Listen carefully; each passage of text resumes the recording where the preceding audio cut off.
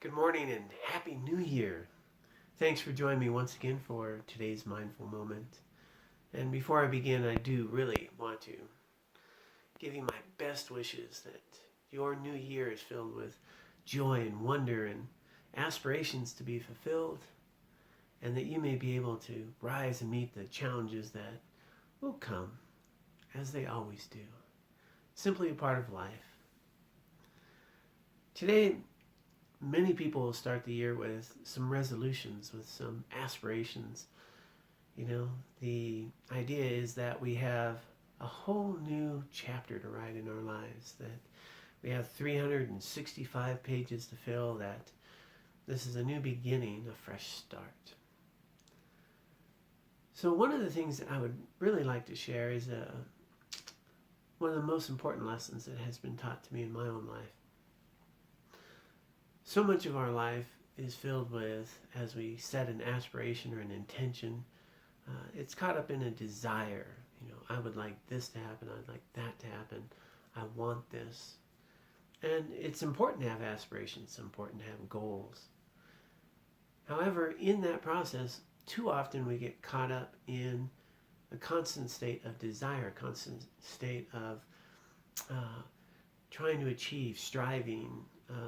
This, though it's important to have a goal, to have an aspiration, to strive for something, in that process, all too often, what we forget is this opportunity that we already have.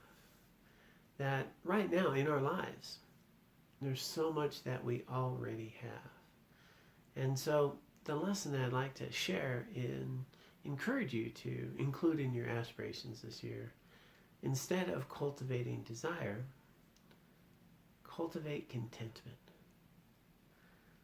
When was the last time you felt just at peace, satisfied, content?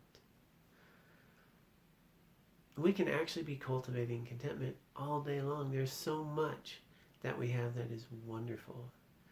When we sit here this morning in your house, whether you're drinking some coffee, having some tea, we could be cultivating contentment. What a gift it is to be in this home, to have a new year, to have this nice cup of tea or coffee, to have this food that's available to me, to just be, to be content, to reflect upon the relationships we have. Instead of being stressed about a job or worried about the job we need to do, well, we have a job. And so often we think of gratitude lists, things to be grateful for, and this is slightly different. It's cultivating contentment, a sense of peace and ease with what's already here. And so one of the ways this plays out is something really wonderful happens, and all too often, as soon as this wonderful thing happens, we think, well, what if it doesn't happen again? Or what if I lose it? We can be cultivating contentment in every moment of our lives, and it's a practice to get used to. Too often our mind goes to, if we hear a friend who's on vacation in Hawaii, desire arises, and a sense of discontent is already here. Well, how about we hear about a vacation in Hawaii and go, how absolutely wonderful. Maybe one day, I can save and go there as well, but rather than go to desire, be able to rest in the contentment of, hey, how wonderful I have friends that get to do this. How wonderful there's a place like Hawaii. But also how wonderful it is that I have the life that I have. Because there's so much to be content with right now.